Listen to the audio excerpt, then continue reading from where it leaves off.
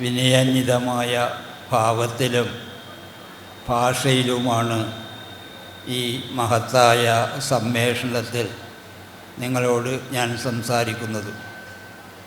ഭക്തിഗീതങ്ങളുടെയും നാരായണീയത്തിൻ്റെയും നാരായണീയാലാപനത്തിൻ്റെയും ഒക്കെ വിശുദ്ധമായ ഒരന്തരീക്ഷം ഇവിടെ തങ്ങി നിൽപ്പുണ്ട് എന്നുള്ളത് ശ്രദ്ധേയമായ ഒരു കാര്യമാണ്. ഇന്നത്തെ കാലം ഒരു പിഴച്ച കാലമാണ്. അയഥാർത്ഥമായ മൂല്യങ്ങളുടെ പിറകെ, സുഖത്തിൻ്റെ പിറകെ, ആർത്തിയുടെ പിറകെ, വസ്തുരതിയുടെ പിറകെ പോകുന്ന ഒരു പിഴച്ച കാലഘട്ടത്തിൽ നന്മയുടെയും സ്നേഹത്തിൻ്റെയും മൂല്യത്തിൻ്റെയും ഈശ്വരവിശ്വാസത്തിൻ്റെയും ധാർമ്മിക ബോധത്തിൻ്റെയും ഒക്കെ തലങ്ങളിലേക്ക് വ്യക്തികളെ ഉയർത്താൻ ഇത്തരം ഒത്തുചേരലുകൾ, ഇത്തരം ചർച്ചകൾ, ഇത്തരം പ്രഭാഷണങ്ങൾ ഉതകും എന്ന് ഞാൻ വിശ്വസിക്കുന്നു. അതുകൊണ്ട് തന്നെ ഇതിന് മുൻകൈയെടുത്ത ഇതിൻ്റെ സ്ഥാപനങ്ങളെയും വ്യക്തികളെയും മഹത്വമേറിയ മനുഷ്യന്മാരെയും സർവാത്മന ഞാൻ അഭിനന്ദിക്കുന്നു. പഴയ ഇന്ത്യയിൽ എന്തിനെപ്പറ്റി പറയുമ്പോഴും ഒരു പ്രതിജ്ഞാവാചകം ചൊല്ലുക എന്നൊരു ശീലമുണ്ടായിരുന്നു. നിങ്ങൾക്കറിയാം, പഴയ കാലത്തിലൊക്കെ പണ്ഡിതന്മാരൊക്കെ ചർച്ച നടത്തിയപ്പോൾ മണ്ഡലമിശ്രനെ പോലെ, ശങ്കരാചാര്യരെ പോലെ, രാമാനുജാചാര്യരെ പോലെ, മധ്വാചാര്യരെ പോലെ ഒക്കെയുള്ള വലിയ ആചാര്യന്മാരുടെ കാലത്ത് പോലും ഉണ്ടായിരുന്നൊരു പ്രത്യേകതയാണ്, അവർ വാഗ്വാദങ്ങളിൽ ഏർപ്പെടുമ്പോൾ, അവർ ചർച്ചകളിൽ ഏർപ്പെടുമ്പോൾ, അവർ സംവാദങ്ങളിൽ ഏർപ്പെടുമ്പോൾ ഒരു പ്രതിജ്ഞാവാചകം ചൊല്ലും. ശങ്കരാചാര്യരെ പറ്റി പഠിക്കുമ്പോൾ നമുക്കത് മനസ്സിലാവും. എന്താണ് തങ്ങളുടെ നിലപാട് തറ, ഏത് വീക്ഷണത്തിലൂടെയാണ് തങ്ങൾ പറയുന്നത് എന്ന് വ്യക്തമാക്കലിനാണ് പ്രാചീന ഇന്ത്യയിൽ നിലപാടു തറ എന്ന ആശയം കൊണ്ട് ഉദ്ദേശിച്ചിരുന്നത്. പാശ്ചാത്യ ലോകത്തോട് പറയും, അരിസ്റ്റോട്ടിലോട് പറയും. അരിസ്റ്റോട്ടിൽ പറയുന്നത്, എന്നോട് സംസാരിക്കുന്നവൻ വാക്കിൻ്റെ അർത്ഥം പറയണം എന്നാണ്. അരിസ്റ്റോട്ടിൽ ഓർക്കുക, ഗ്രീക്ക് ഫിലോസഫിയിൽ സോക്രട്ടീസിൻ്റെ ശിഷ്യൻ പ്ലാറ്റോവിൻ്റെ ശിഷ്യൻ അരിസ്റ്റോട്ടിലിൻ്റെയും ശിഷ്യനായിരുന്നു മഹാനായ അലക്സാണ്ടർ. അപ്പം അരിസ്റ്റോട്ടിൽ ഈ വാഗ്വാദങ്ങളിൽ പറയുന്നൊരു വാചകമാണ്, എന്നോട് സംസാരിക്കുന്നവൻ വാക്കിൻ്റെ അർത്ഥം പറയണം. എന്നോട് സംസാരിക്കുന്നവൻ വാക്കിൻ്റെ അർത്ഥം പറയണം എന്ന് അരിസ്റ്റോട്ടിൽ പറയുമ്പോഴും, പ്രതിജ്ഞാവാചകം എന്ന് ശങ്കരാചാര്യർ പറയുമ്പോഴും അവർ ഉദ്ദേശിക്കുന്നത് തങ്ങളുടെ നിലപാട് തറയുന്നത് എന്ന് വ്യക്തമാക്കണമെന്നാണ്. ഇവിടെ ഞാനും അങ്ങനെ വളരെ വിനയഭാവത്തിൽ അങ്ങനെ തന്നെ തുടങ്ങാം. രാമായണത്തെ പോലുള്ള ഒരു മഹാഗ്രന്ഥത്തെക്കുറിച്ച് ഇന്ത്യയെ സൃഷ്ടിച്ച എത്രയോ പണ്ഡിതന്മാർ എഴുതിയിട്ടുണ്ട്. ഇന്ത്യയെ സൃഷ്ടിച്ച ഒരു മഹാഗ്രന്ഥമാണ് രാമായണമെന്ന്. രാമായണത്തെ പറ്റി പറയുമ്പോൾ അതിൻ്റെ അനേകം തലങ്ങൾ, അനേകം മാനങ്ങൾ, അനേകം ഡൈമെൻഷൻസ്, അതിൻ്റെ ഭാഗങ്ങൾ ഒക്കെക്കുറിച്ച് പറയുക, ചെറിയ സമയത്ത് പറയുക അത്ര എളുപ്പമല്ല. അതുകൊണ്ട് എന്താണ് ഞാൻ ഉദ്ദേശിക്കുന്നത് എന്നത് വളരെ ഒതുക്കി പറഞ്ഞു. ഞാൻ പ്രധാനമായും ഉദ്ദേശിക്കുന്നത് രാമായണത്തിൻ്റെ ലോകസഞ്ചാരമാണ്. രാമായണം ഇന്ത്യയിൽ മാത്രമല്ല, ലോകത്തിലെല്ലാമുള്ള ലോകജനതയെ മുഴുവനും സ്വാധീനിച്ച ഒരു മഹാഗ്രന്ഥമാണ്, ഒരു ക്ലാസിക് ഗ്രന്ഥമാണ് മഹാഭാരതവും രാമായണവും. പ്രത്യേകിച്ചും രാമായണം എന്നൊരാശയത്തിൽ ഊന്നി നിന്ന് പറയാനാണ് ഞാൻ ആഗ്രഹിക്കുന്നത്. അപ്പോൾ അതിനോട് ഒന്നിച്ചു പറയേണ്ട ഒരു കാര്യം, നമ്മൾ ആദ്യം മനസ്സിലാക്കേണ്ടത് ഇന്ത്യയെക്കുറിച്ചാണ്. ഇന്ത്യ സംസ്കാരത്തിൻ്റെ ഒരു സാമ്രാജ്യമാണ്. The wonder that was India, India എന്ന മഹാത്ഭുതം എന്ന് പാശ്ചാത്യനായ ഒരു പണ്ഡിതൻ്റെ എൽ ബഷാം എന്നു പേരായ ഒരു പണ്ഡിതൻ ഇന്ത്യയെപ്പറ്റി ഒരു പുസ്തകം എഴുതുമ്പോൾ അദ്ദേഹം കൊടുത്ത പേര് the wonder that was India എന്നാണ്. ഇന്ത്യ എന്ന ഒരു മഹാത്ഭുതം എന്നാണ് പറഞ്ഞു വന്നത്. അതുപോലെ തന്നെ മാക്സ് മുള്ളർ, വളരെ പണ്ഡിതനായ ഒരു പാശ്ചാത്യ പണ്ഡിതനായിരുന്നുവല്ലോ മാക്സ് മുള്ളർ, മഹാനായ വേദാന്തി എന്ന് വിവേകാനന്ദ സ്വാമികൾ വിശേഷിപ്പിച്ച മാക്സ് മുള്ളർ. മാക്സ് മുള്ളറിൻ്റെ വളരെ പ്രസിദ്ധമായ ഒരു പുസ്തകമുണ്ട്. അദ്ദേഹം കാംബ്രിഡ്ജ് യൂണിവേഴ്സിറ്റിയിൽ, ലോകത്തിലെ അതിശ്രദ്ധേയമായ യൂണിവേഴ്സിറ്റിയായ കാംബ്രിഡ്ജ് യൂണിവേഴ്സിറ്റിയിൽ അദ്ദേഹം ഇന്ത്യയെപ്പറ്റി ചെയ്ത പ്രഭാഷണങ്ങളുടെ ഒരു സമാഹാരമാണ് ഇന്ത്യക്ക് ലോകത്തിന് എന്ത് പഠിപ്പിക്കാനുണ്ട് എന്ന ഗ്രന്ഥം. വളരെ പ്രസിദ്ധമാണ്. ഇന്ത്യക്ക് ലോകത്തിന് എന്ത് പഠിപ്പിക്കാനുണ്ട് എന്ന ആ ഗ്രന്ഥം വളരെ ശ്രദ്ധേയമാണ്. അവരെല്ലാം ഇന്ത്യയെപ്പറ്റി പറയുന്നുണ്ടെന്നുള്ളതാണ് ഏറ്റവും ശ്രദ്ധേയമായ കാര്യം. ഇപ്പോൾ ലോകരാഷ്ട്രങ്ങളുടെ ഇടയിൽ വലിപ്പം കൊണ്ട് ഇന്ത്യക്ക് 7ാം സ്ഥാനമാണ്. ജനസംഖ്യയിൽ ഇപ്പോൾ 1ാം സ്ഥാനത്തെത്തിക്കും. പക്ഷേ സംസ്കാരത്തിൽ ഇന്ത്യ 1ാം സ്ഥാനത്താണ്. വലിപ്പത്തിൽ ഇന്ത്യക്ക് ലോകരാഷ്ട്രങ്ങളുടെ ഇടയിൽ 7ാം സ്ഥാനമാണെങ്കിലും സംസ്കാരത്തിൻ്റെ മേന്മയിൽ ഇന്ത്യക്കുള്ള സ്ഥാനം 1ാമത്തേതാണെന്ന് അനേകം പണ്ഡിതന്മാർ, അനേകം സംസ്കാരത്തെപ്പറ്റി പഠിച്ചവർ, അനേകം ലോക ചരിത്രം എഴുതിയവർ പറഞ്ഞിരിക്കുന്നു എന്നുള്ളതാണ് കാരണം. ഞാനൊരു ഉദാഹരണം പറയാം. ലോക സംസ്കാരത്തിൻ്റെ കഥ അതിമനോഹരമായ ഇംഗ്ലീഷിൽ 11 വോള്യങ്ങളിലായി എഴുതിയ ഒരു മഹാപണ്ഡിതനാണ് വിൽഡുറന്ത്. വിൽഡുറന്തിൻ്റെ ആദ്യത്തെ volume the story of civilisation, സാഹിത്യത്തിലും സംസ്കാരത്തിലും ഒക്കെ താല്പര്യമുള്ളവർ വായിച്ചിരിക്കേണ്ട, പ്രത്യേകിച്ചും തങ്ങളുടെ കുട്ടികളോട് എന്നുവേയ ഒരു എഴുത്തുകാരൻ ഒരു പ്രസിദ്ധമായൊരു പുസ്തകമുണ്ട്, ഇന്ത്യ വിശുദ്ധമായ ഭൂമിശാസ്ത്രം, ഇന്ത്യ എ സീക്രട്ട് ജോഗ്രഫി. വളരെ പ്രസിദ്ധമാണ് ആ പുസ്തകം. India A secret geography. ഇന്ത്യയുടെ ഭൂമിശാസ്ത്രം തന്നെയും വിശുദ്ധമായ ഒന്നാണ്.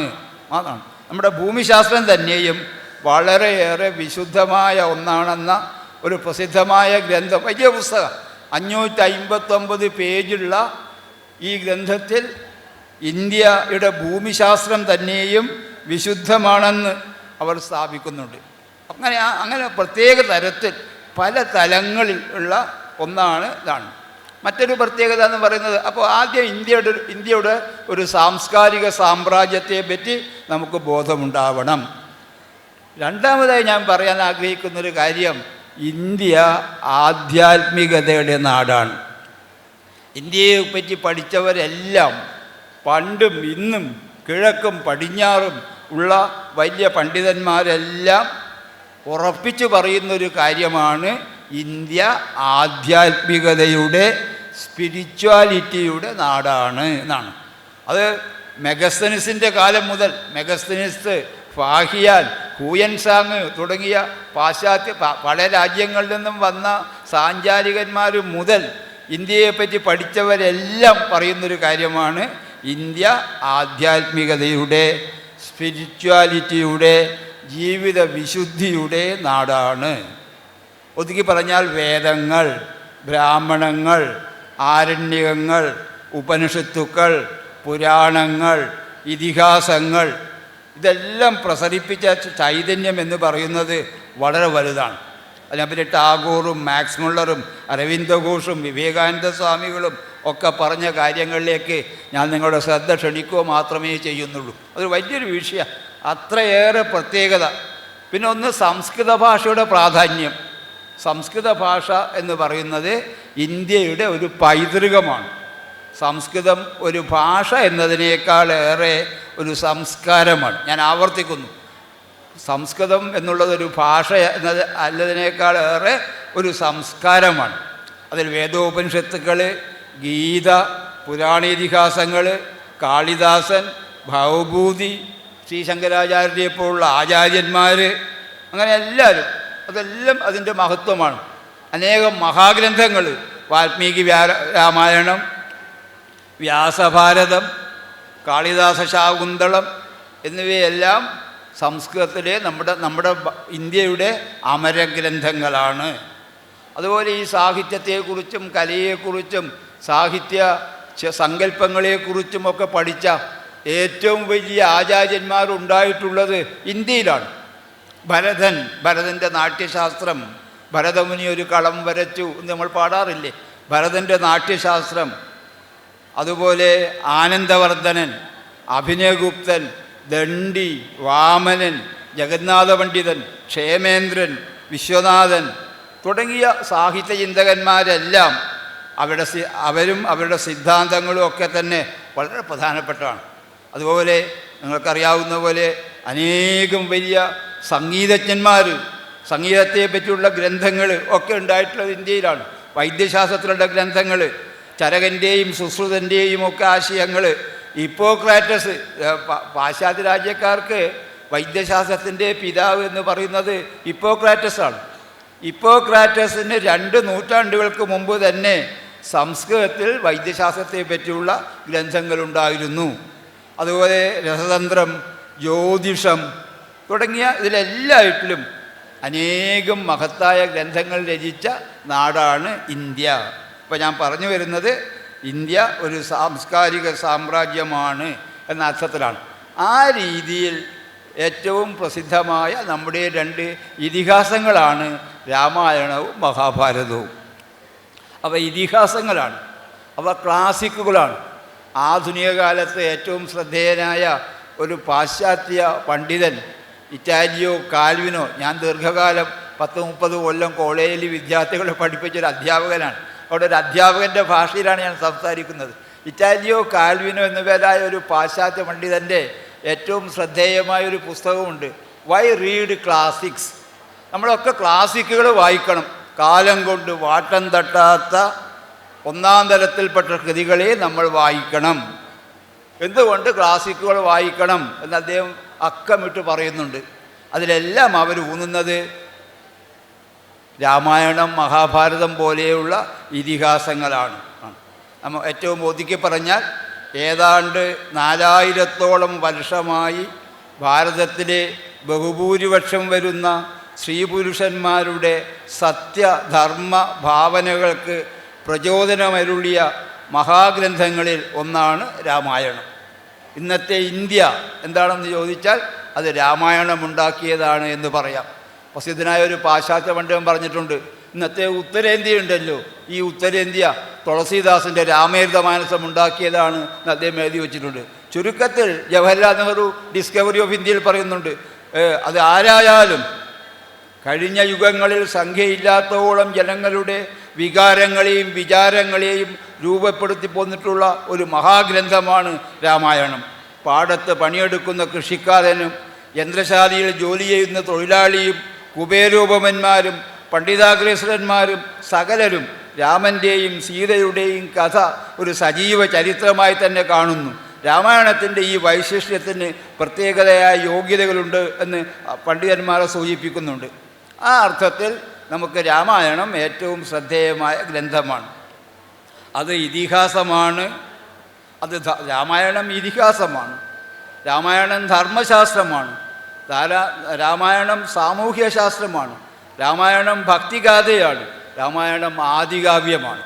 അങ്ങനെ പല തലങ്ങളും പല മാനങ്ങൾ, ഡൈമെൻഷൻസ് നമ്മൾ ഇംഗ്ലീഷിൽ പറയാറില്ലേ, പല ഡൈമെൻഷൻസുള്ള ഒരു മഹാഗ്രന്ഥമാണ് രാമായണം. നമുക്കറിയാം ഏറ്റവും ആദി കാവ്യം എന്ന് പറയുന്നത് വാൽമീകി രാമായണമാണ്. നല്ല സാഹിത്യ ഭാഷയിൽ പറഞ്ഞാൽ കള്ളൻ മൺപുറ്റാവുകയും മൺപുറ്റ് മഹർഷിയാവുകയും മഹർഷി കവിയാവുകയും ചെയ്ത കഥയാണ് വാൽമീകിയുടെ ജീവചരിത്രം. അത് വളരെ പ്രസിദ്ധമാണ്. ഇന്ത്യക്കാരുടെ വിശ്വാസം ഇത്രയുമാണ്, അക്ഷരശൂന്യനായ ഒരു മഹർഷിയായിരുന്നു വാൽമീകി. ബ്രഹ്മാവിൻ്റെ അനുഗ്രഹത്താലാണ് അദ്ദേഹത്തിന് രാമായണം രചിക്കാൻ കഴിഞ്ഞത്. ബ്രഹ്മാവ് ശ്രീരാമൻ്റെ ജീവിതം മുഴുവൻ കണ്ടറിയാനുള്ള ദിവ്യദൃഷ്ടിയും അവയെല്ലാം കാവ്യരൂപത്തിൽ പകർത്താനുള്ള അപൂർവ ദൃഷ്ടിയും വാൽമീകിക്ക് നൽകി. ഭൂമിയിൽ പർവ്വതങ്ങളും നദികളും ഉള്ളിടത്തോളം കാലം രാമായണം നിലനിൽക്കുമാറാകട്ടെ എന്ന് ബ്രഹ്മാവ് അനുഗ്രഹിക്കുകയും ചെയ്തു. ആ അർത്ഥത്തിൽ നമ്മുടെ അക്ഷരജ്ഞാനത്തിൻ്റെ ആദ്യ നിശ്വാസമാണ് വാൽമീകി. ശ്രീരാമൻ്റെ ദിവ്യ സംസ്കാരം വാൽമീകിയുടെ കാവ്യ സംസ്കാരമായി മാറി. രാമായണത്തെക്കുറിച്ച് കാളിദാസൻ പറഞ്ഞുവല്ലോ, ശ്ലോകം വെറും ശ്ലോകം, അത് ശ്ലോകമായി മാറി എന്ന് മാത്രമല്ല, ശ്രദ്ധിക്കേണ്ട ഒരു പ്രത്യേകത, ബുദ്ധമതക്കാരും ജൈനമതക്കാരും രാമായണ കഥയെ പ്രയോജനപ്പെടുത്തിയിട്ടുണ്ടെന്ന് നിങ്ങൾക്കറിയാം. രുധിരാനുസാരി കവി, കാളിദാസൻ രഘുവംശത്തിൽ പറയുന്നുണ്ട് വാൽമീകിയെ പറ്റി പറയുമ്പോൾ, രുധിരാനുസാരി കവി, നിലവിളി കേട്ട കവിയാണ്, നിലവിളി കേട്ട ആളാണ് എന്നാണ്. ആ അർത്ഥത്തിൽ അത് വളരെ പ്രസിദ്ധമാണ്. ഞാൻ വളരെ സമയത്തിൻ്റെ പരിമിതി കൊണ്ട് ഒതുക്കി പറയാം. ധാരാളം പണ്ഡിതന്മാർ രാമായണം എങ്ങനെ മനസ്സിലാക്കണം, രാമായണം എങ്ങനെ വായിക്കണം, എങ്ങനെ നമ്മൾ ഉൾക്കൊള്ളണം എന്നതിനെപ്പറ്റി പറഞ്ഞിട്ടുണ്ട്. അതിൽ ശ്രദ്ധേയന ഒരാൾ അരവിന്ദഘോഷ, മഹാപണ്ഡിതനും മഹാനായ ഋഷിയുമായ അരവിന്ദഘോഷ്, ശ്രീ അരവിന്ദൻ രാമായണത്തിൻ്റെ ഒരു ഉപാസകനായിരുന്നു. രാമായണം എങ്ങനെ വായിക്കണം എന്ന് അദ്ദേഹം പറഞ്ഞിട്ടുണ്ട്. ടാഗോർ ആണ് ഗീതാഞ്ജലിക്ക് നോബൽ സമ്മാനം നേടിയ, നമുക്കെന്നും അഭിമാനിക്കാവുന്ന രവീന്ദ്രനാഥ് ടാഗോർ, മഹാത്മാഗാന്ധി, രാജാജി, ശ്രീനിവാസ ശാസ്ത്രി, ഇവരൊക്കെ എങ്ങനെയാണ് രാമായണം വായിക്കേണ്ടത്, രാമായണം എങ്ങനെയാണ് മനസ്സിലാക്കേണ്ടത് നമ്മളെ പഠിപ്പിച്ചു. അരവിന്ദഘോഷിൻ്റെ മഹർഷി അരവിന്ദൻ്റെ വാക്കുകൾ വളരെ പ്രസിദ്ധമാണ്. വാൽമീകി ജീവിതത്തിൻ്റെ അതിബൃഹത്തായ ശക്തിവിശേഷങ്ങളെപ്പറ്റി നമ്മെ ബോധവാനാക്കുന്നു. വിപുലമായ ഇതിഹാസത്തിൻ്റെ പശ്ചാത്തലത്തിൽ നാടും നഗരവും ഗിരികാനന നിർജ്ജരങ്ങളും വിശാല നിർജ്ജനഭൂമികളും നദീതടങ്ങളും എല്ലാം അപൂർവ മഹിമകളോടെ നമ്മുടെ മുമ്പിൽ അനാവരണം ചെയ്യപ്പെടുന്നു. വിശ്വരംഗം തന്നെ യവനികയാക്കി പ്രത്യക്ഷപ്പെടുന്ന പ്രതീതിയാണുണ്ടാവുന്നത്. അരവിന്ദൻ്റെ വാക്കുകളാണ്. ഭാരതീയ ഹൃദയത്തിൻ്റെ ധാർമ്മികവും സൗന്ദര്യാത്മകവുമായ സകല സ്രോതസ്സുകളും ഒന്നായി അലിഞ്ഞു ചേർന്ന് ഏകവാണിയായി ഒഴുകുന്നത് രാമായണത്തിലാണ്. മനുഷ്യൻ്റെ ദൈവികവും ആസുരവുമായ ഭാവങ്ങളും ഏതാനും മഹാവിഗ്രഹന്മാരിലൂടെ അഭിവ്യക്തമാകുന്നു. അത്യുത്കൃഷ്ടവും അതിവേലവുമായ മനുഷ്യ സ്വഭാവത്തെയും അവയുടെ സൂക്ഷ്മഭാവങ്ങളിൽ പ്രദർശിപ്പിക്കപ്പെട്ടിരിക്കുന്നു എന്നൊക്കെ അരവിന്ദഘോഷ് രാമായണത്തിൻ്റെ മഹത്വത്തെപ്പറ്റി പറയുന്നു. ഈ രാമായണത്തിൽ, വാൽമീകി രാമായണത്തിലൊക്കെ തന്നെ 4 തരം മനുഷ്യന്മാരെ ആദ്യ കവി ചിത്രീകരിച്ചിരിക്കുന്നതായി കാണാം. ഒന്ന്, സ്വാർത്ഥങ്ങൾ ഉപേക്ഷിച്ച് മറ്റുള്ളവർക്കായി പ്രവർത്തിക്കുന്നവർ, അതാണ് ഒരു തരം ആൾക്കാർ. മറ്റൊന്ന്, തൻ്റെ കാര്യങ്ങൾ ഉപേക്ഷിക്കാതെ തന്നെ മറ്റുള്ളവർക്ക് വേണ്ടി പ്രവർത്തിക്കുന്നവർ. മൂന്നാമത്തേത്, സ്വാർത്ഥ സാധ്യത്തിന് വേണ്ടി പരഹിതത്തിന് ഹാനി വരുത്തുന്നവർ. 4, തനിക്കൊരു പ്രയോജനമില്ലെങ്കിലും പരദ്രോഹം ചെയ്യുന്നവർ. 1-ാം വിഭാഗത്തിൽപ്പെട്ടവർ അയോധ്യയിലുള്ളവരാണ്, മന്ധരയും കൈകേയും ഒഴികെ. അച്ഛൻ്റെ സത്യം രക്ഷിക്കാൻ വേണ്ടി രാമൻ രാജ്യം ഉപേക്ഷിച്ച് കാട്ടിലേക്ക് പോയി. സീത ഭർത്തൃ ശുശ്രൂഷയ്ക്ക് വേണ്ടി ഒപ്പം കാട്ടിലേക്ക് പുറപ്പെട്ടു. 2 പേരുടെയും സഹായത്തിന് ലക്ഷ്മണനും അനുഗമിച്ചു. ഭരതൻ അച്ഛൻ തനിക്കു തന്ന രാജ്യം തിരിച്ചേൽപ്പിച്ച് ജ്യേഷ്ഠനെ കൂട്ടിക്കൊണ്ടുവരാൻ നാട്ടുകാരോടുകൂടി ചിത്രകൂടത്തിലേക്ക് ചെന്നു. ശ്രീരാമനാകട്ടെ 14 കൊല്ലം വനവാസം കഴിഞ്ഞതിന് ശേഷം താൻ അയോധ്യയിലേക്ക് വരുന്നതുവരെ രാജ്യഭാരം നടത്താൻ ചുമതലപ്പെടുത്തി ഭരതനെ അയോധ്യയിലേക്ക് തിരിച്ചയച്ചു. എല്ലാവരും സ്വാർത്ഥത്യാഗത്തിനും പരസേവനത്തിനും തയ്യാർ. കിഷ്കിന്ധയിലുള്ളവർ 2-ാം വിഭാഗത്തിൽപ്പെട്ടവരാണ്. അവിടെ സുഗ്രീവനും ശ്രീരാമനും തമ്മിൽ പരസ്പരം പ്രതിജ്ഞ ചെയ്യുന്നു. ശ്രീരാമൻ ബാലിയെ വധിച്ച് രാജ്യവും പത്നിയും സുഗ്രീവന് നേടിക്കൊടുത്തു. സീതയെ തിരഞ്ഞു കണ്ടുപിടിക്കുന്നതിനും സമുദ്രത്തിന് ചിറകിട്ടുന്നതിനും രാക്ഷസനുമായി യുദ്ധം ചെയ്യുന്നതിനും ശ്രീരാമന് സാധ്യമായത് സുഗ്രീവൻ്റെ ആത്മാർത്ഥ സഹായം കൊണ്ടാണ്. ലങ്കയിലുള്ളവരാണ് തനിസ്വാർത്ഥികളായ 3-ാം വിഭാഗക്കാർ. ശൂർപ്പണഖയ്ക്ക് ശ്രീരാമന് ഭർത്താവായി കിട്ടണം, സീതയെ പിടിച്ചു തിന്നുകയും വേണം. രാവണന് മണ്ഡോദരിയുമായി അനേകം സ്ത്രീകളുമായി സ്വാധീനത്തിലുണ്ടാവണം. സീതയെ രാമന് വിട്ടുകൊടുക്കുകയില്ല. വനവാസികളായ മാരീചൻ, സുബ്രാഹു മുതലായ രാക്ഷസന്മാരാണ് 4-ാം വിഭാഗക്കാർ. പരദ്രോഹം ചെയ്ത് രസിക്കുന്നവർ. വിശ്വാമിത്രൻ്റെ യാഗത്തിന് വിഘ്നങ്ങളുണ്ടാക്കിയിട്ട് അവർക്കൊരു ഗുണവും ഉണ്ടാവാനില്ല. എന്നാലും യാഗകർമ്മങ്ങൾക്ക് അവർ കുഴപ്പം സൃഷ്ടിക്കുന്നു. രാമനെപ്പോലെ ജീവിക്കണം, രാവണനെ പോലെ ആവരുത് എന്നതാണ് രാമായണത്തിലെ പ്രധാന ഉപദേശം. രാമായണത്തിൽ ധർമ്മസംശയം വരുന്ന സന്ദർഭങ്ങളില്ല. നേരെ മറിച്ചാണ് മഹാഭാരതത്തിൻ്റെ കാര്യം. അതിനാൽ സുമനസ്സുകളായ മനീഷികൾ പറയുന്നു ഭാരതീയരുടെ ശാശ്വതമായ ധർമ്മഗ്രന്ഥമാണ് വാൽമീകി രാമായണം എന്ന്. ഞാൻ ഓർക്കുകയാണ്, എൻ്റെയൊക്കെ ഒരു കുട്ടിക്കാലത്തിൽ രാമായണം വായിച്ചിരുന്ന ഒരു അക്കിത്തത്തിൻ്റെ മനോഹരമായ വരികളുമുണ്ട്. എനിക്കും ഉണ്ടായിരുന്നു സുഖം മുറ്റിയ നാളുകൾ എന്ന് മഹാനായ കവിയും മഹാനായ മനുഷ്യനുമായ അക്കിത്തം അശ്വൻ നമ്പൂതിരി 20-ാം നൂറ്റാണ്ടിൻ്റെ ഇതിഹാസത്തിൽ പാടുന്നുണ്ട്. അവൻ എനിക്കും ഉണ്ടായിരുന്നു സുഖം മുറ്റിയ നാളുകൾ എന്ന് ഓർക്കുമ്പോൾ ഞാൻ ഓർക്കുന്നത് കുട്ടിക്കാലത്ത് അത്യുത്തര കേരളത്തിൽ എൻ്റെ അച്ഛൻ ഗാനാത്മകമായി കർക്കിടമാസത്തിൽ രാമായണം വായിച്ചിരുന്നതാണ്. കർക്കിടം 1 രാവിലെ നിലവിളക്ക് വെച്ച് ചന്ദനത്തെ തിരിയൊക്കെ കത്തിച്ച് പളികയിൽ പുഷ്പങ്ങൾ വെച്ച് ഹരിശ്രീ ഗണപതി നമഃ എന്ന് പ്രാർത്ഥിച്ച് അച്ഛൻ ഗ്രന്ഥമഴിക്കുന്നതും ശ്രീരാമ രാമ രാമ ശ്രീരാമചന്ദ്ര ജയ സീതാവല്ലഭ ജയ രാവണാന്തകാജയ ശ്രീരാമനാമം പാടി വന്ന പൈങ്കിളിപ്പെണ്ണെ ശ്രീരാമചരിതം നീ ചൊല്ലിയിടുമടിയാതെ എന്ന് പാടിയ അത് കേട്ട് വളർന്ന ഒരു മനസ്സിൻ്റെ സൗരഭ്യം ഞാനിപ്പോഴും ഓർക്കുകയാണ്. അതുപോലെ ഗ്രന്ഥം കിട്ടുമ്പോൾ പൂർവ്വം രാമതപോവനാധിഗമനം എന്നൊക്കെ പാടിയത് ഇപ്പോഴൊക്കെ അതൊക്കെ ഉണ്ടാക്കിയ ഒരു മാനസികമായ വിശുദ്ധി എന്ന് പറയുന്നത് വളരെ വലുതാണ്. ആ രീതിയിലൊക്കെ തന്നെ ഉള്ള ഒരു പ്രത്യേകതകളായി നമുക്ക് കാണാവുന്നതാണ്. ഞാനിപ്പോൾ ഇവിടെ പറയാൻ ഉദ്ദേശിക്കുന്നത് രാമായണം ലോകത്തിലൊക്കെ രാമായണം ഉണ്ട് എന്നൊരാശയമാണ്. അപ്പോൾ ആദ്യം പറയേണ്ടത് നമുക്ക് വാൽമീകിയുടെ രാമായണത്തിൻ്റെ പ്രത്യേകതയാണ്. വാൽമീകി രാമായണമാണ്. കുമാരനാശാൻ്റെ പ്രസിദ്ധമായ വരിയുണ്ട്, മുനിജെയ്ത മനോജ്ഞകാവ്യം അമ്മനുവംശാധിപൻ ഇന്നു കെട്ടുടൻ അനുതാപമയെന്നിരിക്കണം തനയന്മാരെ അറിഞ്ഞിരിക്കണം. ചിന്താവിഷയായ സീതയിരുന്ന് ആലോചിക്കുകയാണ്. വാൽമീകി രാമായണം രചിച്ച് ലവകുശന്മാരെ അത് പഠിപ്പിച്ചു. ആ ലവകുശന്മാർ അത് ചൊല്ലാൻ വേണ്ടി ശ്രീരാമൻ്റെ കൊട്ടാരത്തിലേക്ക് പോയിരിക്കുകയാണ്. അതിനെക്കുറിച്ചാണ് ചിന്താവിഷയായ സീതയിൽ പറയുന്നത്, മുനിജെയ്ത മനോജ്ഞകാവ്യം വാൽമീകി രാമായണം. അത് കുട്ടികൾ പോയി അവിടെ ചൊല്ലും. ആ മനുവംശാധിപൻ ഇന്നു കേട്ടുടൻ, ശ്രീരാമൻ മനുവംശാധിപൻ്റെ അത് ഇന്ന് കേൾക്കുമ്പോൾ അനുതാപം എന്നിരിക്കണം, സങ്കടം തോന്നിയിരിക്കണം, തനയന്മാരെ അറിഞ്ഞിരിക്കണം, മക്കളെ മനസ്സിലാക്കിയിരിക്കണം എന്ന് ചിന്താവിഷയായ സ്ഥിതിയിൽ കുമാരനാശാൻ പാടുന്നുണ്ട്.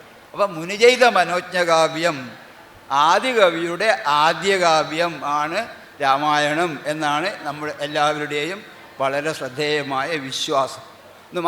രാമകഥ മുമ്പ് ഉണ്ടായിരുന്നു. രാമായണങ്ങൾ പലതും മുനിമാർ ആമോദമോടെ പറഞ്ഞു കേൾപ്പുണ്ടു ഞാൻ എന്ന് അധ്യാത്മരാമായണത്തിൽ പറയുന്നു. പല ഗോത്രവർഗക്കാരുമൊക്കെ തന്നെ രാമായണ കഥ മുമ്പ് പാടിയതായിട്ട് ചരിത്രമുണ്ട്. പ്രിയമുള്ളവരെ, രാമായണത്തിൽ താല്പര്യമുള്ളവർക്ക് തീർത്തും വായിച്ചിരിക്കേണ്ട ഒരു ഗ്രന്ഥമാണ് രാമകഥ. എല്ലാവരും വായിക്കേണ്ട ഒരു പുസ്തകം. ബെൽജിയംകാരനായ ഒരു ജെസ്യൂട്ട് പ്രീസ്റ്റ് ഉത്തരേന്ത്യയിൽ വന്ന് ഹിന്ദി പഠിച്ച് അദ്ദേഹത്തിന് PhDക്കും DLitനും അദ്ദേഹം പഠിച്ച വിഷയമാണ് രാമകാവ്യങ്ങൾ. അങ്ങനെ അദ്ദേഹം എഴുതിയ വളരെ ശ്രദ്ധേയമായൊരു ഗ്രന്ഥമാണ് രാമകഥ. കേരള സാഹിത്യ അക്കാദമി അത് മലയാളത്തിലേക്ക് തർജ്ജമ ചെയ്തിട്ടുണ്ട്. രാമായണത്തെ പറ്റി ലോകത്തിൽ ഏതെല്ലാം ഭാഷയിൽ രാമായണമുണ്ട് എന്നൊക്കെ മനസ്സിലാക്കാൻ നമുക്ക് വായിക്കേണ്ട ഏറ്റവും നല്ല ഗ്രന്ഥമെന്ന നിലയിൽ ഞാൻ ഈ കാമിൽ ബുൽക്കയുടെ ഈ ജെസ്യൂട്ട് പ്രീസ്റ്റിൻ്റെ രാമകഥ എന്ന പുസ്തകത്തെ പറ്റി ഞാൻ നിങ്ങളോട് ശുപാർശ ചെയ്തു കൊള്ളുന്നു. അപ്പോൾ ആദ്യത്തെ രാമായണം എന്ന് പറയുന്നത് വാൽമീകിയുടെ രാമായണം. ഞാൻ നേരത്തെ പറഞ്ഞല്ലോ, കള്ളൻ്റെ കഥ.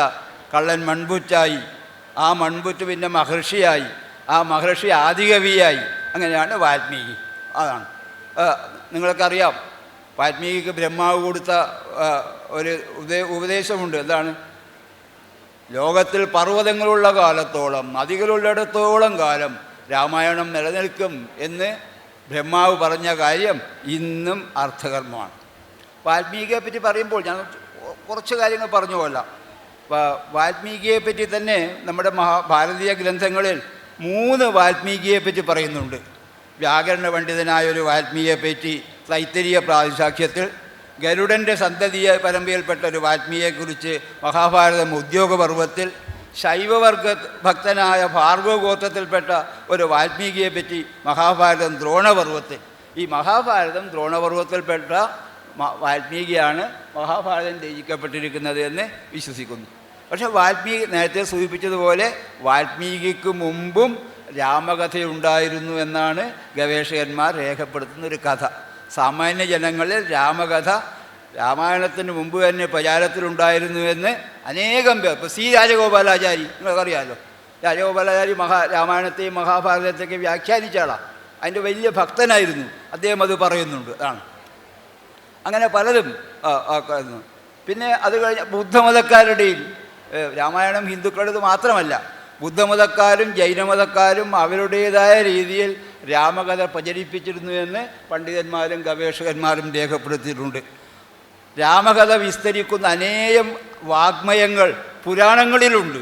സ്കന്ദപുരാണത്തിലുണ്ട്, പത്മപുരാണത്തിലുണ്ട്, മഹാഭാഗവതത്തിലുണ്ട്. ഇതിലെല്ലാം രാമൻ്റെ കഥയുണ്ട് എന്നുള്ളതാണ് വേറൊരു പ്രത്യേകത. അതുപോലെ ബുദ്ധ സാഹിത്യം, ഇപ്പോൾ ഡോക്ടർ രാഹുൽ സാങ്കൃത്യായനെ പോലുള്ള മഹാപണ്ഡിതന്മാർ അനേകം പേര്, കോസാംബിയെ പോലുള്ള ആൾക്കാർ, വലിയ വലിയ പണ്ഡിതന്മാർ തന്നെ ബുദ്ധമതത്തെ പറ്റി പഠിച്ചിട്ടുണ്ട്. അവരെല്ലാം പറയുന്നൊരു കാര്യം, ബൗദ്ധ ത്രിപിടകത്തിലും രാമായണ കഥയുണ്ട്, മഹാഭാരതത്തിൽ ദ്രോണപർവത്തിലും ശാന്തിപർവത്തിലും രാമകഥയുണ്ട്. അപ്പോൾ ആ രാമകഥ പല രീതിയിലാണ് പണ്ഡിതന്മാരും ഗവേഷകന്മാരും എത്തിച്ചേരുന്ന നിഗമനം, വാൽമീകി ഈ പ്രാചീന ഗാഥാസാഹിത്യത്തെ ഒരു കഥാസൂത്രത്തിൽ ഇണക്കി ആദിരാമായണം സൃഷ്ടിച്ചു. അന്ന് മുതൽ രാമായണത്തിൻ്റെ ദിഗ്വിജയം ആരംഭിക്കുന്നു എന്ന് ഒതുക്കി പറയാവുന്നതാണ്. ഞാൻ നേരത്തെ സൂചിപ്പിച്ചതുപോലെ രാമായണം ഒരു കാവ്യം മാത്രമല്ല, അത് നമുക്ക് ഇതിഹാസമാണ്, അത് നമ്മുടെ ധർമ്മശാസ്ത്രമാണ്, അത് നമ്മുടെ സോഷ്യൽ ഹിസ്റ്ററി സാമൂഹ്യ ചരിത്രമാണ്, അത് ഭക്തിയുടെ അമരകാവ്യമാണ്, ആദികാവ്യമാണ്. ഇങ്ങനെ പല തലങ്ങളിൽ പല മാനങ്ങളിൽ രാമായണത്തെ മനസ്സിലാക്കേണ്ടതാണ്. ഈ മലയാളം നിങ്ങൾ വായിക്കേണ്ടൊരു ഈ രാമനാമം ചൊല്ലലും അത് ഭക്തിയും വളരെ പ്രധാനപ്പെട്ട തന്നെ, ഒട്ടും കുറയാതെ പ്രധാനമാണ് അതിനെപ്പറ്റിയുള്ള പഠനങ്ങളും.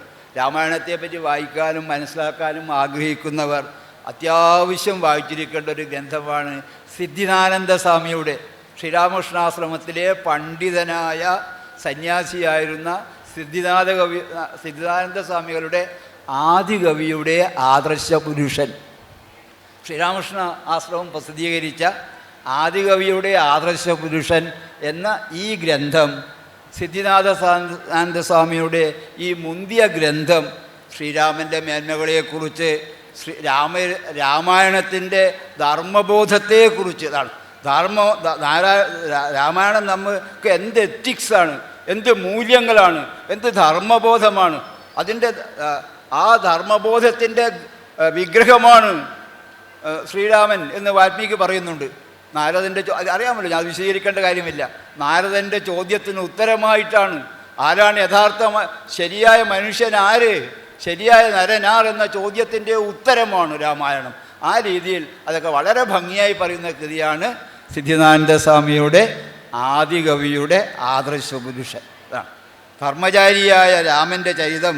അതാണ് ആദികവിയുടെ ആദർശപുരുഷൻ, ലക്ഷണമൊത്ത കാവ്യഗ്രന്ഥം എന്നീ നിലകളിലെല്ലാം അതിനുള്ള പ്രാധാന്യം വളരെ വലുതാണ്. അതുപോലെ നമ്മുടെ ഇതൊരു ധർമ്മശാസ്ത്രമാണ്. രാമായണത്തെക്കുറിച്ച് കാളിദാസൻ പറഞ്ഞത് ഒരു ശ്ലോകമാണെങ്കിലും ഇത് ഇതിനെക്കുറിച്ചാണ്. വാൽമീകി രാമായണം നമ്മൾ കരുതുന്ന പോലെ ഒരു ഒറ്റ കൃതിയല്ല, അതിന് 3 പാഠങ്ങളുണ്ട്. ഒന്ന് ദാക്ഷിണാത്യ പാഠം, അത് ഗുജറാത്തി പ്രിൻറ്റിംഗ് പ്രസ്സിൽ സാഗർ പ്രസ് അച്ചടിച്ച് ബോംബെയിൽ നിന്ന് പ്രസിദ്ധീകരിച്ച ഒരു രാമായണം, അത് ഒന്നാണ്. ഗൗഡീയപാദം, അത് കൽക്കത്തയിൽ നിന്ന് പ്രസിദ്ധീകരിച്ച ഗൗഡീയപാദം. പശ്ചിമോത്തരീയ പാഠം, ഇതാണ് ദയാനന്ദ സരസ്വതിയുടെ പ്രസിദ്ധീകരിച്ചത്. ഇങ്ങനെ 3 ടെക്സ്റ്റുകൾ, 3 വ്യത്യസ്തമായ പാഠങ്ങൾ വാൽമീകി രാമായണത്തിൽ തന്നെ ഉണ്ട് എന്ന് പറയാൻ ഞാൻ ആഗ്രഹിക്കുന്നു. എന്നായിരിക്കും ഇത് രചിച്ചിരിക്കുന്നത്, രാമായണം എന്നായിരിക്കും രചിച്ചിരിക്കുന്നത്? ഗവേഷകന്മാർ ഏകാഭിപ്രായക്കാരല്ല. വൈദിക കാലത്തിന് പിന്നിലും ജൈനകാലത്തിന് മുമ്പുമായിരിക്കും രാമായണം രചിച്ചിരിക്കുന്നതെന്ന് പണ്ഡിതന്മാർ പറയുന്നു. എന്ന് മാത്രമല്ല, സംസ്കൃത ഭാഷയുടെ ആദ്യ രൂപം നമ്മൾ കാണുന്നത് വാൽമീകി രാമായണത്തിലാണ് എന്ന് പ്രശസ്ത പണ്ഡിതനായ മാക്ഡൊണാൾഡ് രേഖപ്പെടുത്തുന്നുണ്ട്. ജർമ്മൻകാരായ പണ്ഡിതന്മാർ പറയുന്നത് BC 11-ാം നൂറ്റാണ്ടിലാണെന്ന്. ചില ഗവേഷകന്മാർ പറയുന്നത് BC 12-ാം നൂറ്റാണ്ടിലാണ്. യാക്കോബിയെ പോലുള്ള പണ്ഡിതന്മാർ പറയുന്നത് BC 6-ഉം 8-ഉം നൂറ്റാണ്ടിലാണ്. കീത്തിനെ പോലെ മഹാപണ്ഡിതന്മാരെ വരെയൊക്കെ 4-ാം നൂറ്റാണ്ടിലാണ്. ഞാൻ പറഞ്ഞു വരുന്നത് ഇതിനെക്കുറിച്ച് വ്യത്യസ്തമായ അഭിപ്രായങ്ങൾ പണ്ഡിതന്മാരിൽ ഗവേഷകന്മാരിലും ഉണ്ടെന്നുള്ളതാണ്. 24,000 അനുഷ്ഠിപ്പ് ശ്ലോകങ്ങളിലൂടെ ഒരു യഥാർത്ഥ മനുഷ്യനെ അവതരിപ്പിച്ച് നരൻ ആർ എന്ന നേരായ ചോദ്യത്തിൻ്റെ ശരിയായ ഉത്തരമാണ് രാമായണം. ചോദിച്ചത് വാൽമീകി മഹർഷി, മറുപടി പറഞ്ഞത് നാരദൻ. ആരുണ്ട് ഈ ലോകത്തിൽ ഗുണവാനും വീര്യവാനുമായിട്ട്? കേനേസ്മിൻ സാമ്പ്രതം ലോകെ ഗുണവാൻ കശ്ച വീര്യവാൻ എന്ന ചോദ്യം. നാരദൻ്റെ മറുപടി അറിഞ്ഞുകൊണ്ട് ഞാൻ പറയാം. അല്ലയോ മുനെ, ഇക്ഷ്വാകു വംശത്തിൽ പിറന്നവനും രാമൻ എന്ന ജനസതയുള്ളവനുമായ ആ നരനെ ആശ്രയിച്ചാലും. അങ്ങനെയാണ് ഉണ്ടായത്. നിങ്ങൾക്കറിയാം, വാൽമീകി രാമായണം 7 കാണ്ഡങ്ങളിലായി ശ്രീരാമകഥ പറയുന്നു. 100ഓളം കഥാപാത്രങ്ങൾ മികച്ച വ്യക്തിത്വമുള്ളവരാണ്. നൂറ്റാണ്ടുകൾ കഴിഞ്ഞിട്ടും ഏറ്റവും ശ്രദ്ധിക്കേണ്ട ഒരു കാര്യം അതാണ്. എത്രയോ നൂറ്റാണ്ടുകൾ കഴിഞ്ഞിട്ടും വാൽമീകി രാമായണത്തെക്കാളും മഹത്തായ ഒരു ഗ്രന്ഥം രചിക്കാൻ കാളിദാസൻ മുതൽ ടാഗോർ വരെയുള്ള മഹാകവികൾക്ക് പോലും കഴിഞ്ഞിട്ടില്ല എന്നൊരു സത്യമാണ് നിലനിൽക്കുന്നത്. ആകാശത്തിന് സമമായി ആകാശം മാത്രമുള്ളതുപോലെ വാൽമീകിക്ക് സമനമായും രാമായണത്തിന് സമമായും നിൽക്കുന്നു എന്ന് ഏറ്റവും ഒതുക്കി പറയാവുന്നതാണ്. അത്രയും ശ്രേഷ്ഠതയുള്ള ഒരു ഗ്രന്ഥമാണ് വാൽമീകി രാമായണം ആണ്. ഈ മഹാഭാരതത്തിൽ 4 സ്ഥലത്തിൽ രാമകഥ വർണ്ണിക്കുന്നുണ്ട്. ഇപ്പോൾ ബുദ്ധമതക്കാർക്ക് ഞാൻ പറഞ്ഞുള്ളൂ ജാതകഥ. അതിൽ പ്രാചീന ബൗദ്ധ സാഹിത്യത്തിൽ രാമകഥയെ സംബന്ധിച്ച 3 ജാതകഥകളുണ്ട്. ദശരഥ ജാതകം എന്നതാണ് ബുദ്ധമതപ്രകാരമുള്ള ഏറ്റവും ശ്രദ്ധേയമായ രാമായണത്തിൻ്റെ പേര്. അപ്പോൾ പിന്നെ ശ്രദ്ധിക്കേണ്ടത് രാമായണത്തിൻ്റെ രാമകഥയാണ്. രാമായണം ജൈനമതത്തിലുണ്ട്. ബുദ്ധമതക്കാരെ പോലെ ജൈനമതക്കാരും രാമകഥ സ്വന്തമാക്കിയിട്ടുണ്ട്. ബുദ്ധമതക്കാർ ബുദ്ധനെ രാമൻ്റെ അവതാരമായി കണക്കാക്കുന്നു. ജൈനന്മാർ രാമകഥകൾക്ക് തങ്ങളുടെ മതത്തിൽ ശ്രേഷ്ഠമായ സ്ഥാനം നൽകുന്നു. വിമലസൂരി, ജൈനമതത്തിൽ വിമലസൂരി എന്ന കവി രാമൻ്റെ കഥ പറയുന്നുണ്ട്. പക്ഷെ അതിലുള്ള പ്രത്യേകത, അതിൽ പരിത്യാഗമില്ല, സീതയെ ത്യജിക്കുന്നില്ല. സീതക്ക് ജൈനമതത്തിലെ രാമായണപ്രകാരം സീതക്ക് 8 മക്കളുണ്ടാകുന്നുണ്ട്. ആ രീതിയിലുള്ള ഒരു ഗ്രന്ഥമാണ് ജൈനമതത്തിൽ രാമായണത്തിലായിട്ടുള്ളത്. 500 രാജാക്കന്മാരും 1150 പുത്രന്മാരുമൊക്കെയായി തപസ് ചെയ്യുന്നതിൻ്റെ ഒരു സിസ്റ്റം അത് തരുന്നുണ്ട്. ക്രിസ്തുവിന് പിൻപ് AD 4-ാം ശതകത്തിലാണ് വിമലസൂരി രചിച്ച പൗമചരിതം എന്ന രാമായണ ഗ്രന്ഥം. AD 3-ാം നൂറ്റാണ്ടിൽ അനാമകജാതകം ആ പുസ്തകം ചൈനീസ് ഭാഷയിലേക്ക് തർജ്ജമ ചെയ്യപ്പെട്ടു. സീതാരാമ വനവാസം, സീതാഹരണം, ജടായുവൃത്തം, സാഗരതരണം, അഗ്നിപരീക്ഷണം തുടങ്ങിയ കഥകൾ അതിൽ സൂചിതമാവുന്നുണ്ട്.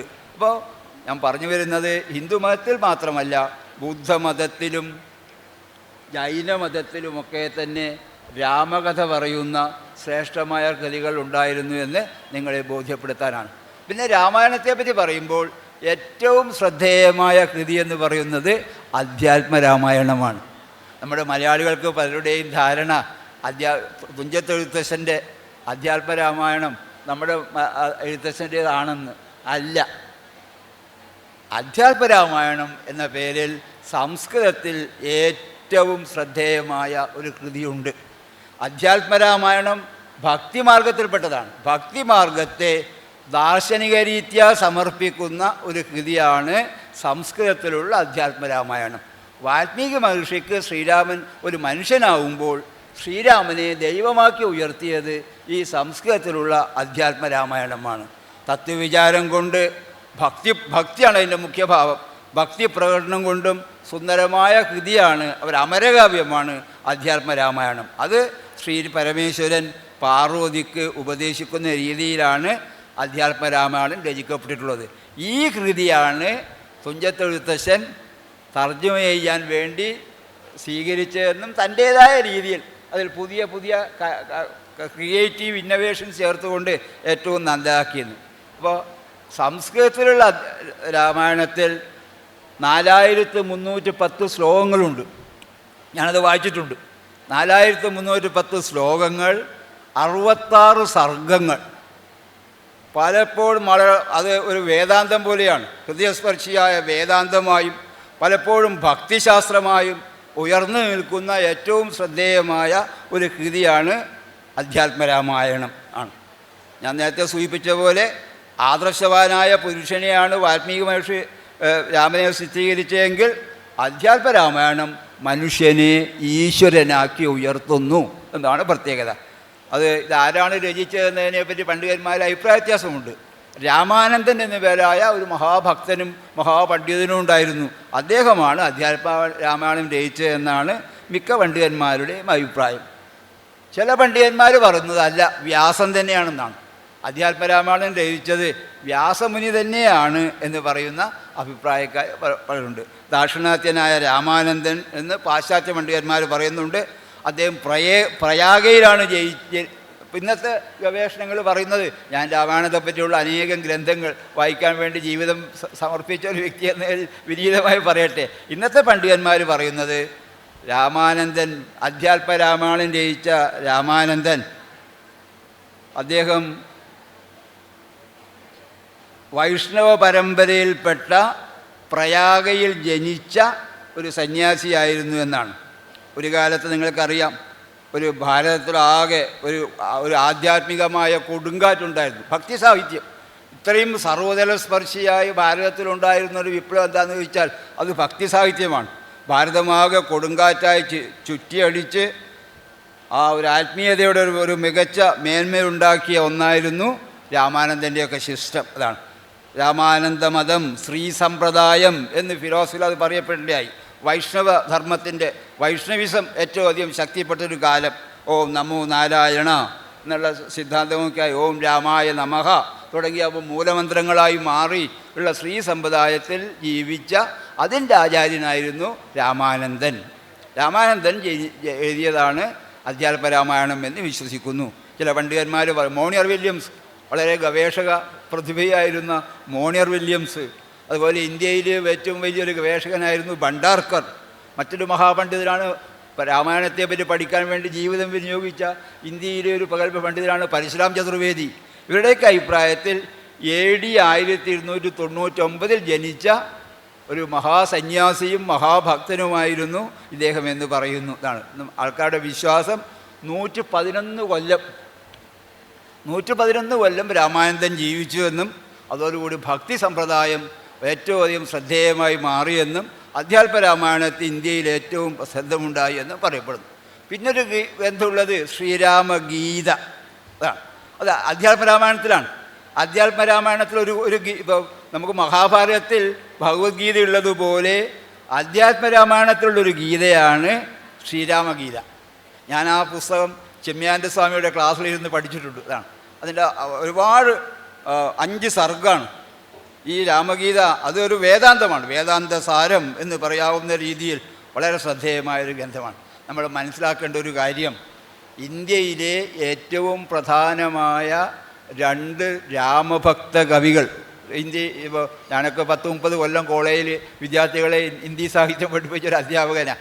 രാമഭക്തി ശാഖ, കൃഷ്ണഭക്തി ശാഖ എന്നൊക്കെ പ്രത്യേക, നിർഗുണഭക്തി ശാഖ കബീർദാസനെ പോലുള്ളവർ, രാമഭക്തി ശാഖ തുളസിദാസനെ പോലുള്ളവർ, കൃഷ്ണഭക്തി ശാഖ സുഹൃദാസനെ പോലുള്ള കവികൾ എന്നൊക്കെ വിശദീകരിച്ച് ഞാൻ ഓർക്കുന്നു. പക്ഷേ ആ രീതിയിൽ നോക്കുമ്പോൾ ഭഗവത്ഗീത ഒന്ന് മാത്രമല്ല, നിരവധി ഗീതകളുണ്ട്. അതിൽ പ്രധാനപ്പെട്ട ഒരു ഗീതയാണ് ശ്രീരാമഗീത. അത് അധ്യാത്മരാമായണത്തിലാണ്.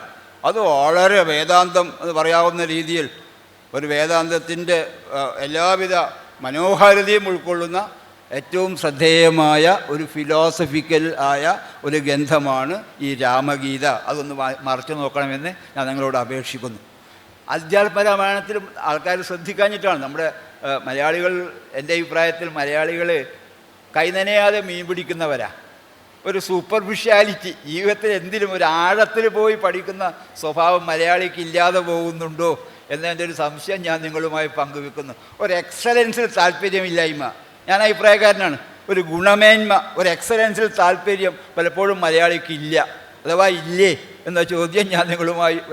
അതിൻ്റെ ഫലമായിട്ട് ഏതിനെക്കുറിച്ചും ആഴത്തിൽ പഠിക്കാനും ചിന്തിക്കാനും ഉള്ള ഒരു ശ്രമം മലയാളി പലപ്പോഴും ഉപയോഗിക്കുന്നില്ല. ഇപ്പോൾ ഈ വാൽമീകി രാമായണം മുഴുവൻ മലയാളത്തിൽ തർജ്ജമ ചെയ്തിട്ടുണ്ട് മഹാകവി വള്ളത്തോൾ ആണ്.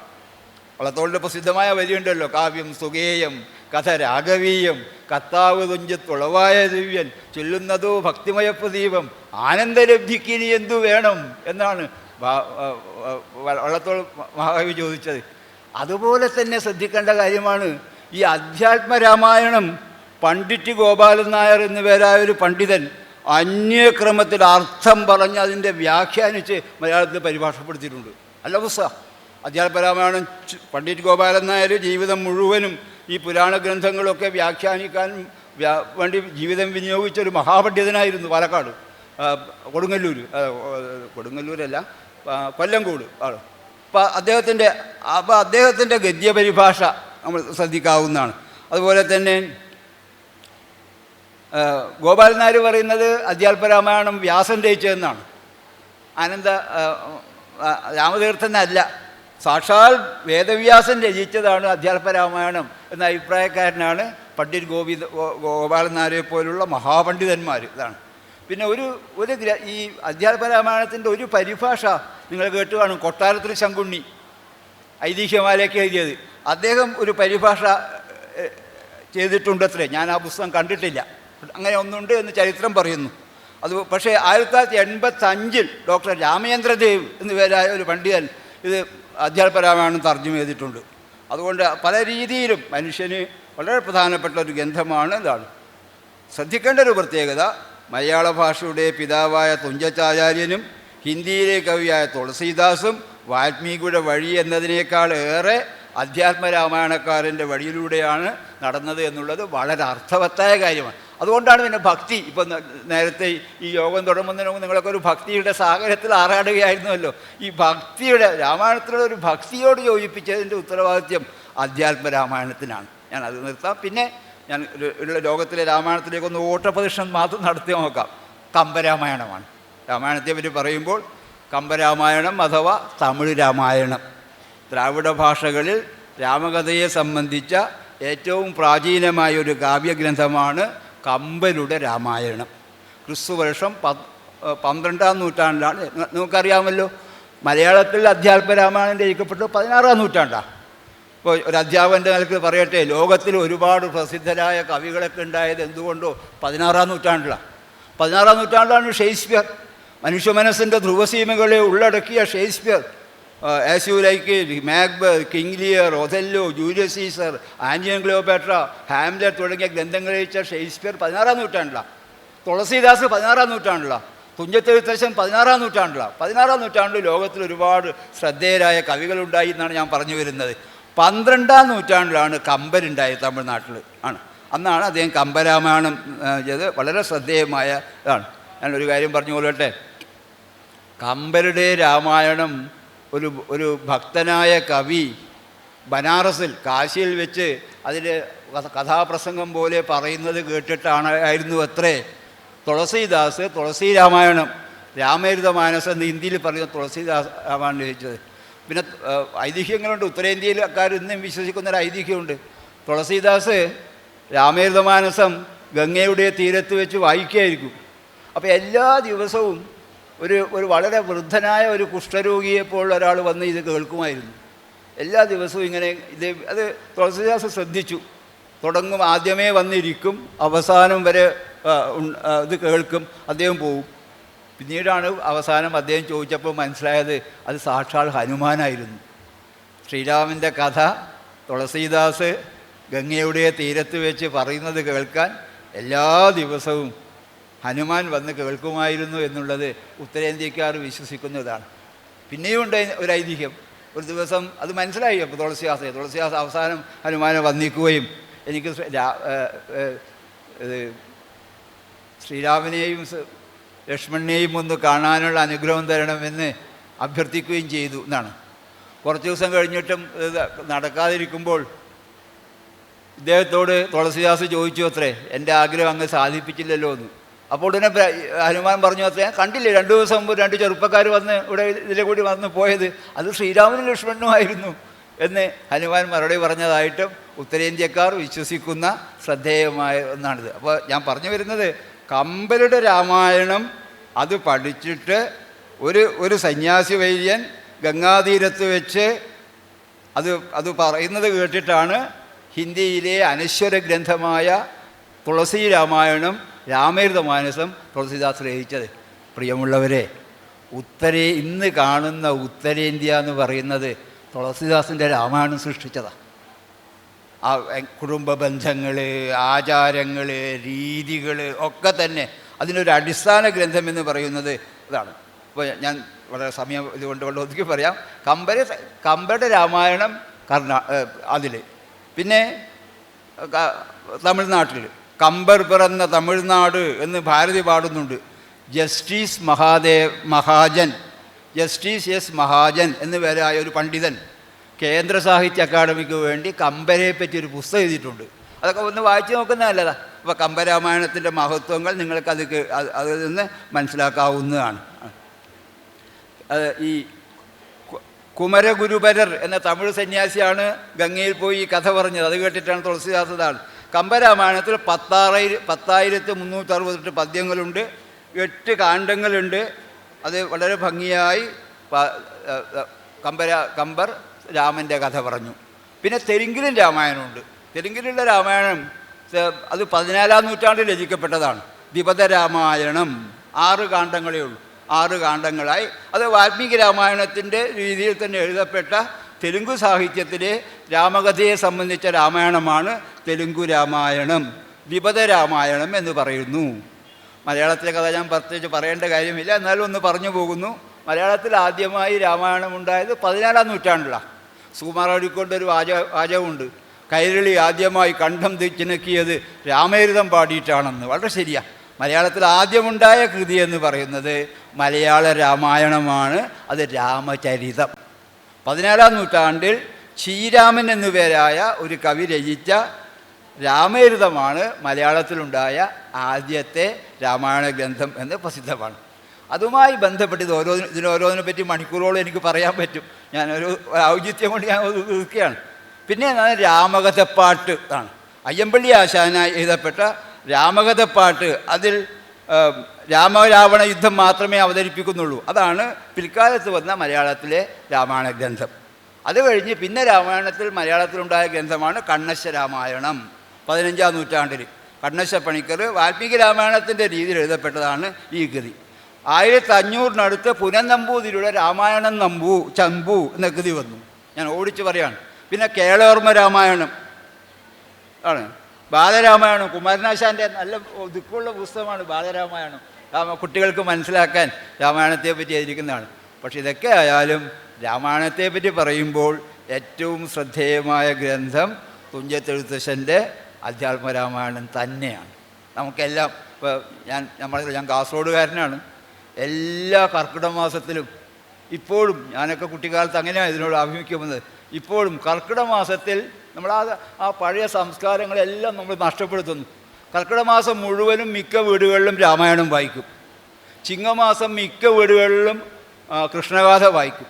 ചെറുശ്ശേരിയുടെ കൃഷ്ണഗാഥ ചിങ്ങത്തിലും എഴുത്തച്ഛൻ്റെ രാമായണം കർക്കിടക മാസത്തിലും വായിച്ചതിൻ്റെ ഒരു സംസ്കാരം എല്ലാ കുടുംബങ്ങളിലും ഉണ്ടായിരുന്നു.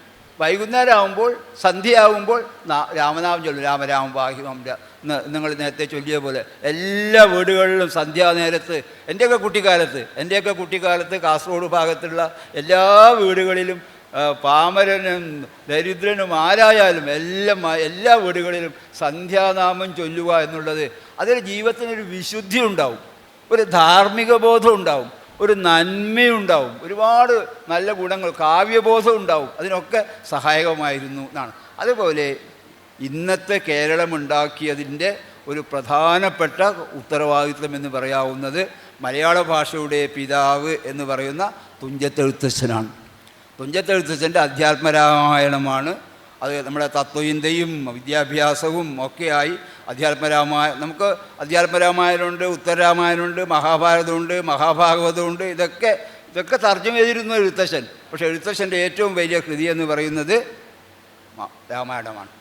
കേരളം ഏറ്റവും ഒതുക്കി പറഞ്ഞാൽ കേരളീയ സംസ്കാരം ജീർണിച്ച് നീചത്തിലേക്ക് താഴുന്നു എന്ന് വന്ന ഒരു ദശാസന്ധിയിൽ അതിനെ പ്രത്യുദ്ധരിക്കാൻ വേണ്ടി ജനിച്ച ഒരു അവതാരമായിരുന്നു എഴുത്തച്ഛൻ. ഇത്രയും ശാന്തവും ഘനഗംഭീരവും വിശുദ്ധോദാതരവും ആത്മാവിൻ്റെ അഗാധതയിൽ നിന്ന് ഉയരുന്നതും ആദ്യന്തം ഇടതറാത്തതും ആത്മശക്തിയെ പ്രചോദിപ്പിക്കുന്നതുമായ ഒരു ശബ്ദം മലയാളി അതിനു മുമ്പ് കേട്ടിരുന്നില്ല. മലയാളിക്ക് ജീവിതത്തിൻ്റെ ക്ഷണികത, ജീവിത വിശുദ്ധിയുടെ ആവശ്യകത, ജീവിതത്തെ ഒരുപാട് ശ്ലോകങ്ങൾ എനിക്ക് ഉദ്ധരിക്കാൻ പറ്റും. ജീവിതത്തിൻ്റെ നശ്വരതയെക്കുറിച്ച്, ജീവിത വിശുദ്ധിയുടെ ആവശ്യകതയെക്കുറിച്ച്, മൃത്യുയുടെ അനിവാര്യതയെക്കുറിച്ച്, ഭക്തിയുടെ മേന്മയെക്കുറിച്ച് ഇതെല്ലാം എഴുത്തച്ഛൻ്റെ രാമായണം നമ്മെ പഠിപ്പിച്ചു. ഇതാണ് അദ്ദേഹം 1425-നും 1525-നും ഇടക്കാണ് അദ്ദേഹത്തിൻ്റെ ജീവിതം എന്നതാണ് പൊതുവെ ധാരാളം പണ്ഡിതന്മാരുടെ അഭിപ്രായമുണ്ട്. കോവണ്ണി, എടുങ്ങാടി, ഗുണ്ടർട്ട്, ലോകൻ. ഞാൻ അതിലേക്ക് കടക്കുന്നില്ല, അത് ഗവേഷണ വിദ്യാർത്ഥികൾക്കുള്ള ക്ലാസ് അല്ലല്ലോ എന്നതുകൊണ്ട് ഞാൻ അതിലേക്ക് കടക്കുന്നില്ല. പക്ഷേ ഇന്നത്തെ കേരളം ഉണ്ടാക്കിയതിൻ്റെ ഒരു നമ്മുടെ ജീവിത മൂല്യങ്ങൾ ഉണ്ടാക്കിയതിൻ്റെ ഒരു പ്രധാനപ്പെട്ട എഴുത്തച്ഛൻ്റെ അധ്യാത്മരാമായണമാണ്. അതുപോലെ കർണാടകത്തിൽ നരഹരി 16-ാം നൂറ്റാണ്ടിൽ എഴുതിയ തോരവേ രാമായണം എന്ന കൃതി അവിടെ ഉണ്ടാക്കിയ മാറ്റം വളരെ 6 കാണ്ഡങ്ങളിലായി തോരവേ രാമായണത്തിൽ ഈ മൂല്യബോധങ്ങൾ ഉണ്ടാക്കുന്നു. പിൽക്കാലത്ത് ശ്രീരാമദർശനം നിങ്ങൾ ശ്രദ്ധിച്ചിട്ടുണ്ടാവും. അവാർഡ് കിട്ടിയ ഒരു പ്രസിദ്ധമായ പുസ്തകമാണ്, ജ്ഞാനപീഠം അവാർഡ് കിട്ടിയ ഒരു പുസ്തകമാണ് KV പുട്ടപ്പയുടെ ശ്രീരാമദർശനം. അത് രാമകഥയെ അടിസ്ഥാനമാക്കിയിട്ടാണ്.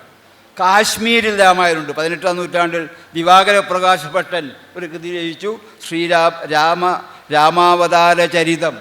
അത് കാശ്മീരിയിലാണ്. അതുപോലെ ആസാമി, ബംഗാളി. ആസാമിയിൽ ഞാൻ ഓടിച്ചു പറഞ്ഞു പോകാം. ആസാമിയിൽ മാധവകന്ദളി രാമായണം, ബംഗാളിയിൽ കൃത്തിവാസ് രാമായണം വളരെ പ്രസിദ്ധമാണ്. ബംഗാളിയിലുള്ള കൃത്തിവാസ് രാമായണം അവരെ വളരെയേറെ സ്വാധീനിക്കേണ്ടതായി. ഒറിയയിൽ ബാലദാസ് രാമായണം, മറാഠിയിൽ ഏകനാഥൻ്റെ ഭാവാർത്ഥ രാമായണം, ഗുജറാത്തിയിൽ രാമായണത്തെക്കാൾ ഏറെ കൃഷ്ണഗാഥക്കാണ് പ്രാധാന്യം ഉണ്ടായിരുന്നത് എന്നാണ് പ്രത്യേകമായി. പാർസിയിൽ, നമ്മുടെ ഭാഷയിൽ മാത്രമല്ല ഉറുദു ഭാഷയിൽ 4 രാമായണ ഗ്രന്ഥമുണ്ട്. അതാണ് പാർസിയിൽ.